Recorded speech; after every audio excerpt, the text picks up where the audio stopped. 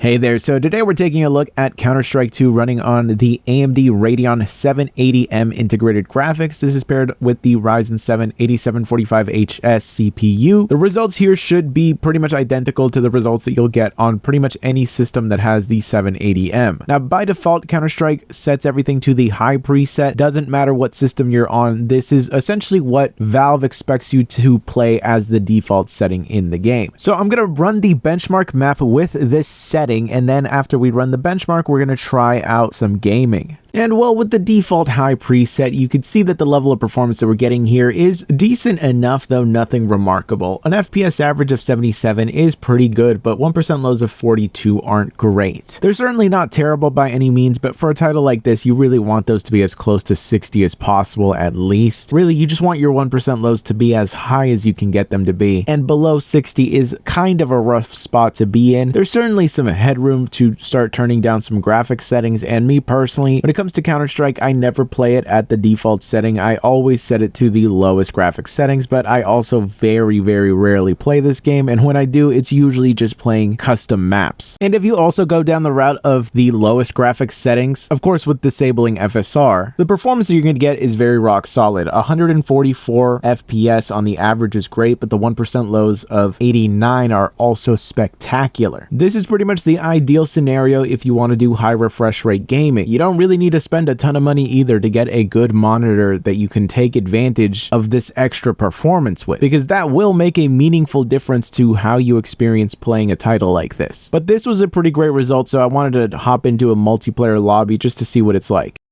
So I jumped into a game of arms race, and this was a lobby where apparently it was just nothing but bots. No one ever else joined in, so I guess it was just me in there. But the bots were essentially running on a dedicated server, so it was not affecting the performance at all here. And the result was pretty spectacular. An FPS average of 107 with 1% lows of 70 are not bad at all, though obviously this is not the most demanding map in the game. But you have plenty of headroom here where even if you get on some of the toughest maps, you're gonna still be able to play the game perfectly fine. And this is pretty much the sweet spot of the market right now, just in terms of iGPU performance, because you really have to spend a lot more money to get marginally better performance in this. And whatever does have a big leap in performance, you know, something like Strix Halo, well, that's only available on $2,000 to $4,000 systems. So I think getting this on a system that right now you can buy for $320 is pretty much the ideal spot to be in. So if you're interested in that, check out the link down below. I'll see you guys in the next one.